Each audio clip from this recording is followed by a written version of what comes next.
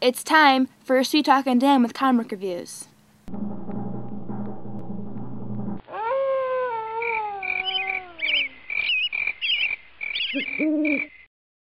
They're all that stands between us and anarchy.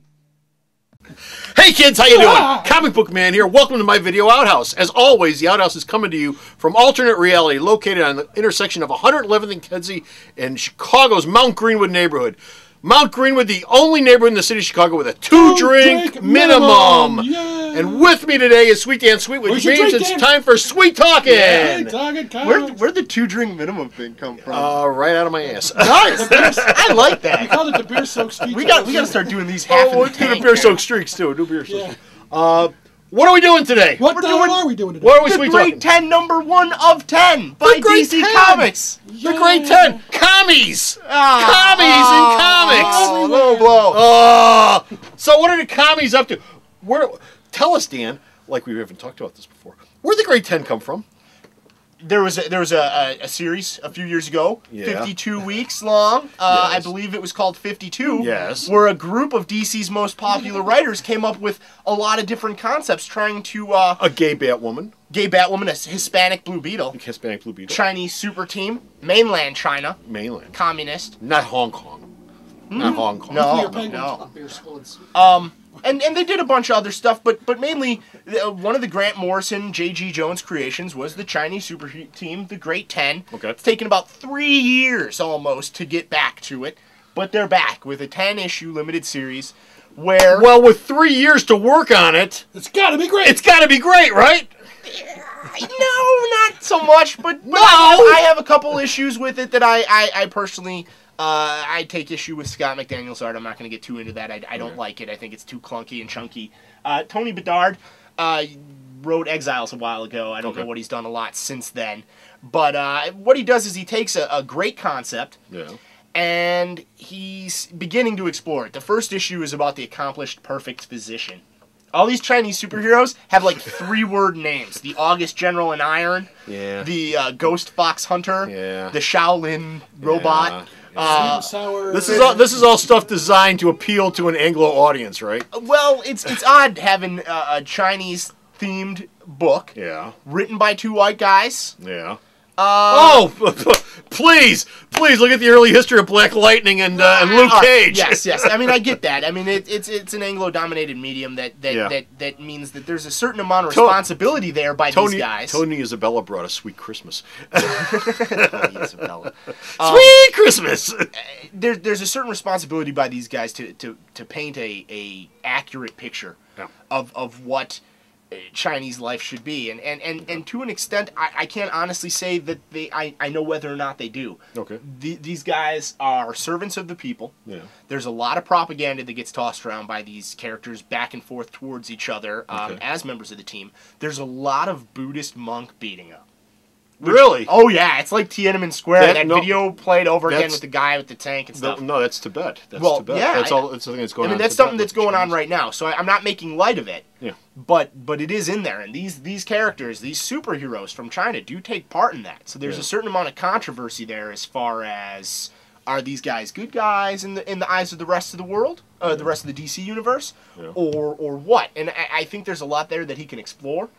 I'm interested to see where it goes. Like I said, the concept as a whole is pretty solid. It's cool. You don't have a lot to compare it to in terms of the DC universe. There's no guest stars of main DC universe heroes that I've seen so far, but with a 10-part series, who knows where this is going to go.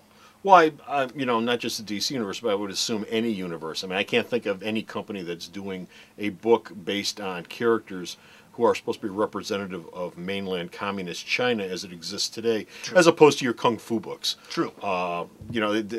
It's a different slant on things, which doesn't necessarily mean it will appeal to an American audience. I'll be honest with you, I don't know.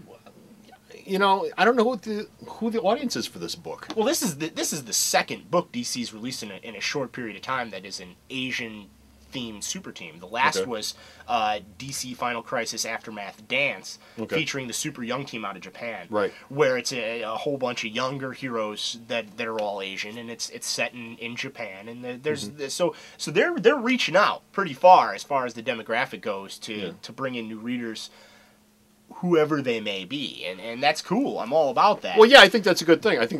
But they have a definite responsibility to do it in a respectful way. Yeah. And I don't think this is a poor representation of anything. Okay. I also I'm not necessarily the most informed person as far as mainland China daily life is concerned. Yeah. You know what I mean? So while I didn't find the material instantly relatable, there's an appeal to it. Well, It's a different mindset. The characters don't represent truth, justice in the American way. No. They represent the Chinese way of life and the government's beliefs more so than the people and stuff like that. So Does all that come down to, ultimately, does all that come down to being interesting enough to pick up every month for 10 issues?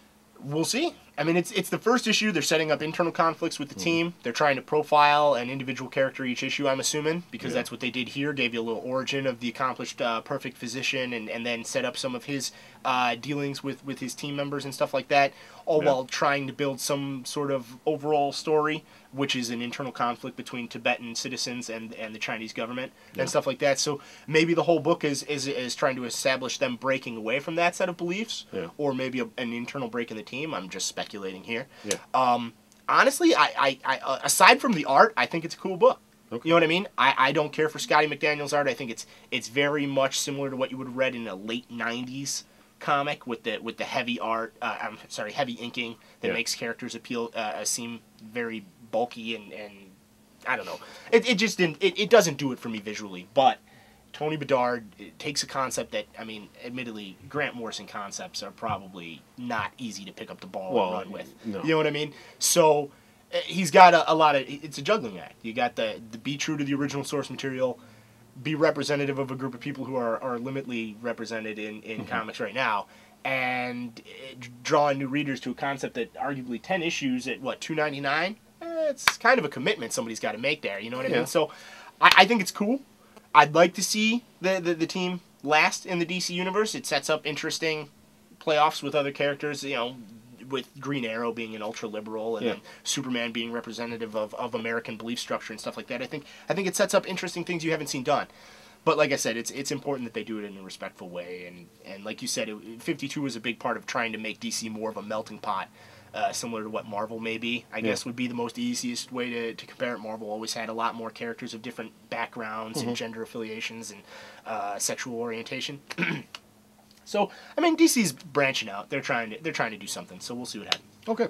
Well, stop off at the store's website and stop off at the store, 111th and Kedzie, Mount Greenwood. Pick up the book. It's 15% off this week, which is probably past. Yeah, this there's point way anyway. over. But all new comics are always 15% off here at the store. And stop off at the store's website to read his review, of the Great 10, and to see this review. And, of course, where's the store's website at? Sarah! Stop off at the store's website, www.myalternatereality.com.